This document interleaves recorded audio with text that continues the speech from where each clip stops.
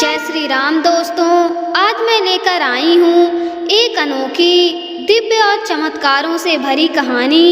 एक साधारण कुम्हारिन और एक राजकुमार की एक ऐसी कथा जो बताती है कि भगवान की नज़र में ना ऊंच नीच होती है ना बड़ा छोटा। जो भक्त सच्चे मन से भक्ति करता है भगवान उसी के साथ खड़े हो जाते हैं। कहानी शुरू होने से पहले आप सभी दर्शकों से निवेदन है, वीडियो को लाइक करें, शेयर करें और चैनल को सब्सक्राइब करना ना भूलें। तो आइए शुरू करते हैं कुम्हारिन और राजकुमार की अनोखी धार्मिक कहानी। प्राचीन भारत का समय था। हरे भरे जंगल, पक्षियों की मीठी चहचहाहट, नदियों का कलकल संगीत और मंदिरों में गूंजती घंटियों की ध्वनि, सब कुछ प्राकृतिक और भक्ति से भरा हुआ। वहीं एक राज्य था महेश्वरपुर, जहां राजा धर्मपाल शासन करते थे। राजा बड़े धर्मात्मा, न्यायप्रिय और दयालु थे। पूरे राज्य में उनका ही नहीं बल्कि पड़ोसी राज्य में भी आदर था। परंतु उनके जीवन की सबसे बड़ी प्रशंसा था उनका पुत्र राजकुमार आदित्य। बहुत ही तेजस्वी, विनम्र और दयालु, लोगों में लोकप्रिय, परंतु जीवन का अनुभव अभी कम था। इसी राज्य की सीमा से थोड़ी दूर एक छोटा सा गांव था, रामपुरा। गांव छोटा था पर लोगों के हृदय बहुत बड़े। और उसी गांव में रहती थी एक साधारण परंतु अत्यंत पवित्र हृदय वाली कुम्हारिन नंदा। नंदा सुंदर नहीं, पर उसके चेहरे पर भक्ति और सरलता की चमक थी। हर सुबह मिट्टी के घड़ों को बनाती, भगवान का नाम लेती और अपने बूढ़े माता पिता की सेवा करती। उसकी माँ को गुजरे कई साल हो चुके थे। उसके पिता गिरधारी कुम्हार बहुत ही मेहनती, ईमानदार और शांत स्वभाव के थे।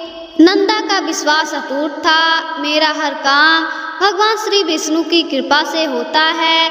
वह हर सुबह एक छोटा सा दिया मंदिर में जलाती और कहती, हे प्रभु, मेरा जीवन अपने मिट्टी जैसा बनाया है, जैसा चाहे वैसा रूप दे दे, बस मेरे मन को सदैव पवित्र रखें। नंदा मिट्टी में हाथ लगाती तो ऐसा लगता जैसे मिट्टी उसके हाथों में जीवित हो उठती। उसके बनाए घड़ों में विशेष चमक और मजबूती होती थी। लोग कहते, नंदा तेरी भक्ति ही तेरे घड़ों में दिव्यता भरती है। राजा धर्मपाल चाहते थे कि उनका पुत्र जनता की वास्तविक परिस्थितियों को समझे, इसलिए राजकुमार आदित्य सामान्य लोगों के भेष में समय समय पर गांवों का भ्रमण करते थे। राजा ने उसे कहा, बेटा, राजकुमार होना एक सम्मान नहीं, एक दायित्व है। प्रजा का दुख राजा का अपना दुख होता है। जाओ, प्रजा के जीवन को जानो, तभी तुम योग्य राजा बनोगे। राजकुमार ने सिर झुकाकर कहा, आज्ञा पिताश्री। एक दिन राजकुमार अपने 2 विश्वास सैनिकों के संग साधारण भेष में गांव की ओर निकल दिए।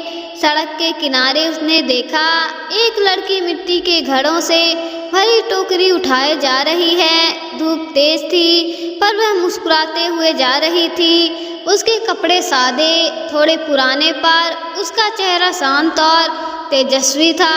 राजकुमार ने सोचा, ये कौन है? इस चेहरे में एक अनोखी शांति है। टोकरी कुछ भारी थी और एक पत्थर पर पैर लगने से नंदा थोड़ा लड़खड़ा गई। राजकुमार दौड़कर बोला, बहन संभाल कर, यह टोकरी बहुत भारी लगती है, मैं उठा दूं क्या? नंदा चौंकी, फिर मुस्कुराकर बोली, नहीं भैया, धन्यवाद, यह बोझ भारी नहीं है। जब मन हल्का हो और भगवान साथ हो तो बोझ कैसा? राजकुमार उसके उत्तर से स्तंभ रह गया। इतनी बड़ी बात इतनी सरलता से वह पूछ बैठा, क्या तुम हर काम भगवान को समर्पित करके करती हो? नंदा बोली, हाँ भैया, मिट्टी को आकार देना मेरा काम है, पर उसमें जान डालना तो भगवान का ही काम है। यह शब्द राजकुमार के मन में घुसते चले गए। राजकुमार धीरे धीरे नंदा के जीवन के बारे में जानने लगा।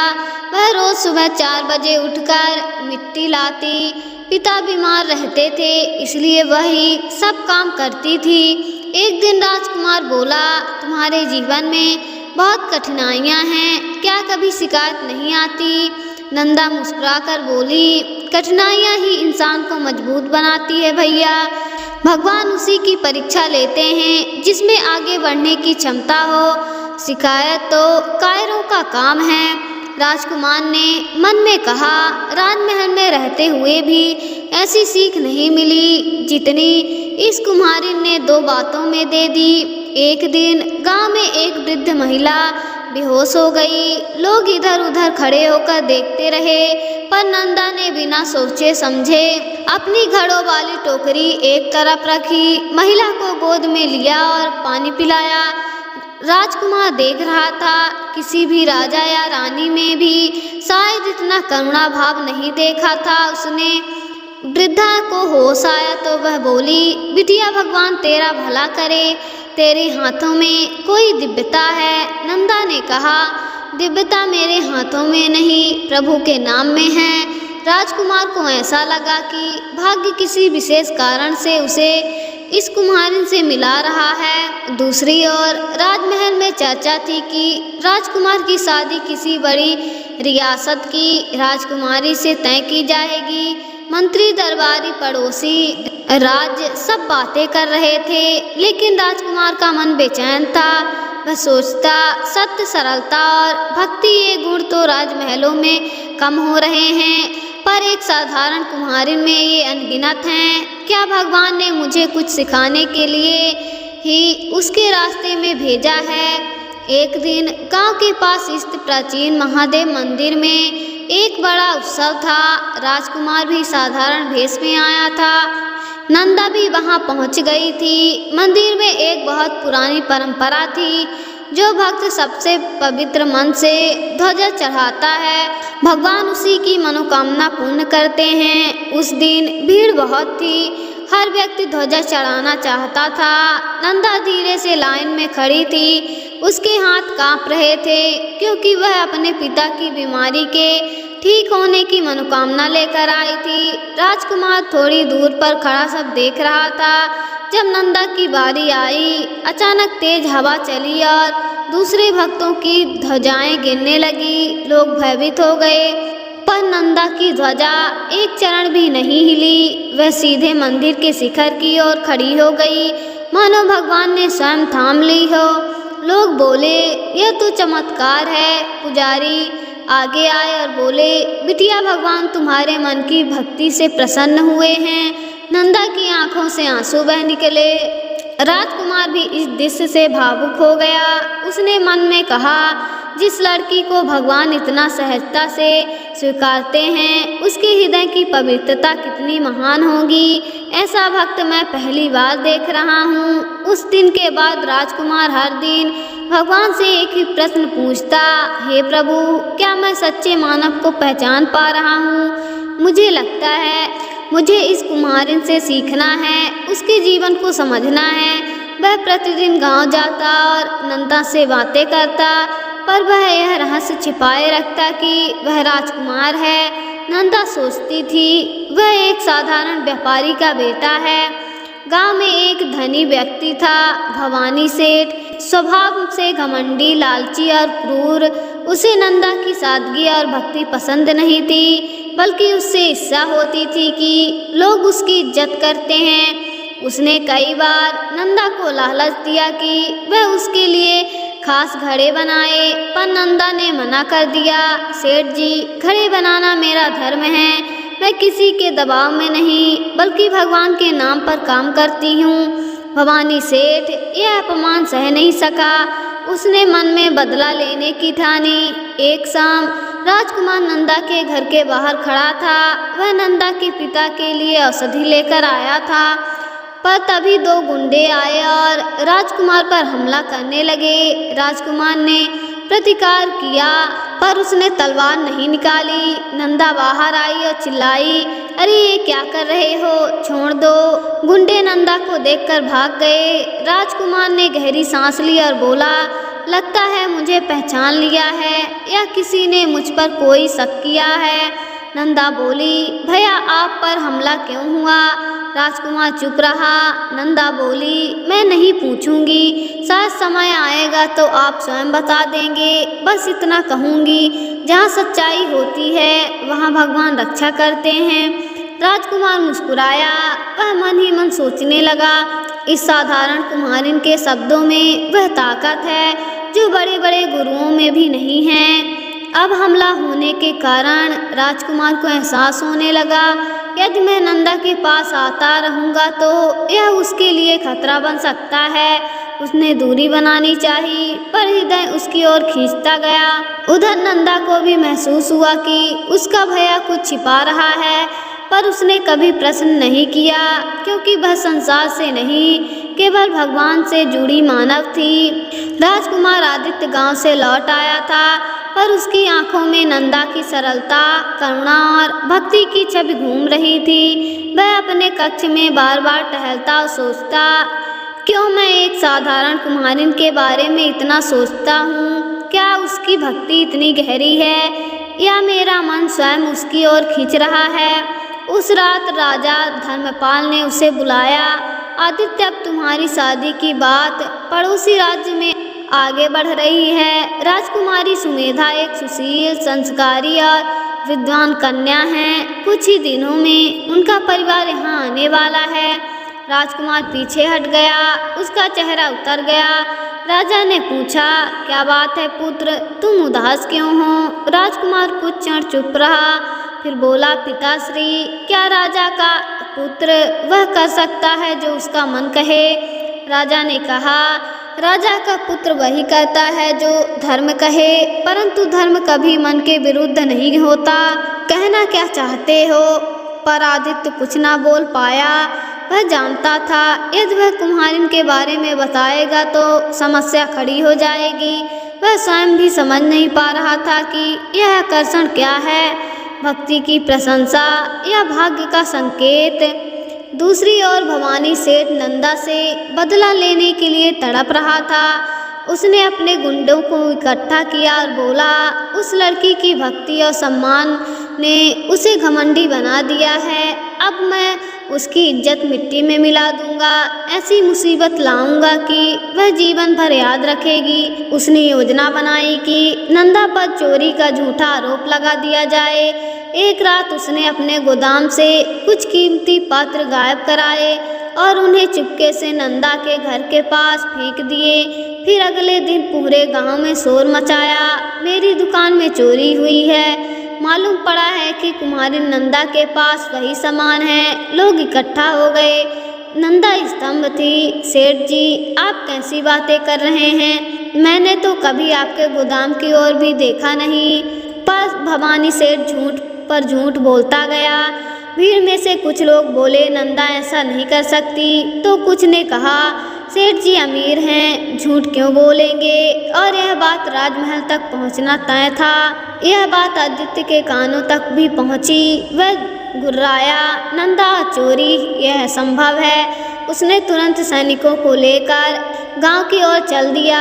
गांव के चौक में बड़ी भीड़ थी। नंदा रो नहीं रही थी, वह शांत खड़ी थी, मानो उसे भरोसा था कि भगवान उसका न्याय करेंगे। भवानी सेठ चिल्लाया, राजकुमार जी देखिए, चोरी करने वाली लड़की यही है। राजकुमार ने ठंडी आवाज में कहा, और तुम्हारे पास इसके सबूत क्या हैं? भवानी सेठ ने बेद टूटे पात्र दिखाए। ये मेरे गोदाम के हैं और ये इसके घर के बाहर मिले हैं। राजकुमार ने उन्हें उठाकर देखा, पर उन पर सेठ के घर की मुहर थी। पर टूटे निशान देखकर उसे शक हुआ। तभी एक बुजुर्ग बोला, राजकुमार जी, नंदा ने कभी झूठ नहीं बोला। हमारे गांव में यह सबसे पवित्र मन वाली लड़की है। राजकुमार ने नंदा से पूछा, नंदा, क्या तुम कुछ कहना चाहती हो? नंदा ने शांत स्वर में कहा, राजकुमार, मैंने कुछ गलत नहीं किया और गलत काम करने का विचार भी मेरे मन में नहीं आता। मेरे लिए मिट्टी ही धन है और भगवान मेरा आधार। यदि आप मुझे दोषी मानते हैं तो दंड दीजिए, परंतु मैं सत्य से पीछे नहीं हटूंगी। राजकुमार को उसकी आंखों की सच्चाई ने झकझोर दिया। तभी एक सैनिक भागता हुआ आया। महाराज, भवानी सेठ के गोदाम के पीछे से इसी जैसे टूटे हुए पात्रों की पूरी बोरी मिली है और उसके पैरों के निशान भी। भवानी सेठ का चेहरा सफ़ेद पड़ गया। सच सामने था। राजकुमार ने क्रोध में कहा, भवानी सेठ, तुमने झूठा आरोप लगाकर एक निर्दोषी लड़की को अपमानित किया है। इसका दंड तुम्हें अवश्य मिलेगा। गांव में न्याय हो गया। लोगों ने राहत की सांस ली। पर नंदा ने कहा, राजकुमार, इन्हें क्षमा कर दीजिए। घृणा से घृणा नहीं मिटती, प्रेम और क्षमा से मिटती है। राजकुमार उसकी करुणा देखकर और अधिक प्रभावित हो गया। उसने भवानी सेठ को चेतावनी देकर छोड़ दिया। सेठ पहली बार किसी गरीब लड़की के आगे झुक गया था। इस घटना के बाद राजकुमार ने मन में निश्चय किया, नंदा जैसी सद्गुणों वाली कन्या दुर्लभ है। राज्य को ऐसी रानी चाहिए जो अपने हृदय से करुणा का दीप जलाए। पर वह जानता था, राजमहल मंत्री, राजकुमारी सुमेधा सब उसके विरुद्ध खड़े हो सकते हैं। उसी रात महादेव मंदिर के पुजारी को एक सपना आया। उन्होंने देखा भगवान शिव स्वयं प्रकट होकर कह रहे हैं, एक साधारण मिट्टी की कन्या राज्य में प्रकाश लाएगी और एक राजकुमार अपने अहंकार को त्याग कर भक्ति के मार्ग पर चलेगा। यह दोनों मिलकर धर्म का बंधन पूरा करेंगे। सुबह पुजारी ने यह बात पूरे गांव में बता दी। राजकुमार भी यह सुनकर चकित था। कुछ दिनों बाद राजकुमार ने नंदा को बुलाया। दोनों अकेले महादेव मंदिर में खड़े थे। आदित्य ने कहा, नंदा, मैं तुम्हें एक सत्य बताने आया हूँ। मैं कोई साधारण युवक नहीं, मैं राजकुमार आदित्य हूँ। नंदा शांत रही। राजकुमार ने कहा, तुम सोच रही होगी कि मैं अपनी पहचान क्यों छिपाया हूँ, क्योंकि मैं देखना चाहता था कि लोग हमें कैसे देखते हैं जब हम अपने पद और वैभव से दूर होते हैं। और तुमने मुझे जीवन की सबसे बड़ी सीख दी है। तुम्हारी भक्ति ने मेरी आंखें खोल दी। नंदा बोली, राजकुमार, सत्य जानकर मुझे आश्चर्य नहीं बल्कि डर लग रहा है। डर किस बात का? आप राजकुमार हैं और मैं एक साधारण कुमारी। हमारे बीच का अंतर बहुत बड़ा है। समाज हमें स्वीकार नहीं करेगा। मैं यह सब देख पाने की शक्ति नहीं रखती। राजकुमार आगे बढ़ा और बोला, नंदा, मजबूरी सिर्फ समाज की होती है पर भाग्य की नहीं, और भगवान की तो बिल्कुल नहीं। मैं तुम्हें अपने जीवन में स्थान देना चाहता हूँ। नंदा की आंखों से आंसू बह निकले। जब राजा धर्मपाल को यह बात पता चली, वह क्रोध से भर उठे। आदित्य, राजकुमार का विवाह राज्य हित और परंपरा से होता है, किसी राजकुमारी से नहीं। दरबारी बोले, महाराज, ये तो कुल मर्यादा का अपमान है। राजकुमार ने कहा, कुल की मर्यादा पवित्रता और भक्ति से बढ़ती है, वंश और पद से नहीं। और नंदा सबसे पवित्र हृदय वाली कन्या है। पर राजा नहीं माने। बहस बढ़ रही थी। अचानक महल में भयंकर तूफान आया। आकाश में काले बादल छा गए, बिजलियां कड़कने लगी और राजमहल के सभागृह में एक दिव्य प्रकाश प्रकट हुआ। सभी भयभीत हो गए, पर राजकुमार शांत था। उस प्रकाश में से एक आवाज आई, राजा धर्मपाल, मनुष्य का मूल्य उसके जन्म से नहीं, उसके कर्म और भक्ति से होता है। नंदा वह कन्या है जिसके हाथों में मिट्टी नहीं, जीवन को आकार देने वाली शक्ति है। उसे अपमानित करोगे तो राज संकट में पड़ जाएगा। राजा सिर झुकाकर बोले, हे देवी, आपकी आज्ञा क्या है? आवाज आई, आदित्य और नंदा का मिलन धर्म और करुणा का मिलन है, इसमें बाधा मत डालो। प्रकाश धीरे धीरे गायब हो गया। सारा महल स्तंभ रह गया। राजकुमारी सुमेधा जब यह जानकर महल पहुंची कि राजकुमार किसी और को पसंद करता है, तो उसने क्रोध नहीं किया। वह स्वयं नंदा के पास गई। नंदा ने हाथ जोड़ते हुए कहा, राजकुमारी, मैं तो आपके पद की बराबरी भी नहीं कर सकती। सुमेधा मुस्कुराई। नंदा पद तो क्षणिक होता है, पर मन की पवित्रता स्थायी है। मुझे खुशी है कि राजकुमार का हृदय ऐसी कन्या को चुने जो देवताओं द्वारा भी स्वीकारी गई हो। सुमेधा ने आदित्य से कहा, आपने सही चुनाव किया है। उसके उदार हृदय से सभी प्रभावित हुए। कुछ दिनों बाद महादेव मंदिर में राजकुमार आदित्य और नंदा का विवाह हुआ। मंदिर में महादेव की घंटियां गूंजी, चारों ओर पुष्पों की वर्षा होने लगी। लोगों ने देखा भगवान की मूर्ति के सामने एक हल्की सी दिव्य रोशनी चमकी, मानो महादेव स्वयं आशीर्वाद दे रहे हों। विवाह के बाद नंदा जब राजमहल में प्रवेश कर रही थी, लोग कहते सिंहासन को आज सच्ची रानी मिली है। राजा धर्मपाल ने नंदा से कहा, बिटिया यदि मैंने तुम्हें कभी कष्ट दिया है तो क्षमा करना। तुम्हारी भक्ति और करुणा ने मुझे भी बहुत कुछ सिखाया है। नंदा ने उनके चरण स्पर्श किए। महल में प्रवेश करते ही नंदा ने कहा, राज्य में कोई भूखा नहीं सोएगा, कोई गरीब बिना सहायता के नहीं रहेगा और धार्मिक नियमों का पालन प्रेम से होगा, दबाव से नहीं। राजा और राजकुमार दोनों उसके निर्णय से प्रसन्न हुए। राज्य में खुशहाली फैल गई। कुमारी नंदा ने राजमहल में रहते हुए कभी अहंकार को स्पर्श नहीं होने दिया। वह रोज भगवान की पूजा करती और गरीबों के लिए महल के द्वार खुले रखती। उसकी भक्ति और दया ने राजकुमार को महान राजा बनाया और राज्य को स्वर्ग जैसे बना दिया। लोग कहते भगवान कभी ऊंच नीच नहीं देखते, उन्हें सिर्फ भक्ति और पवित्रता की सुगंध पसंद है। दोस्तों, यह थी कुमारिन और राजकुमार की अनोखी धार्मिक कहानी। इस कहानी से हमें यही सीख मिलती है कि मन की पवित्रता सबसे बड़ा धन है। भगवान भक्ति और सच्चाई को ही स्वीकारते हैं।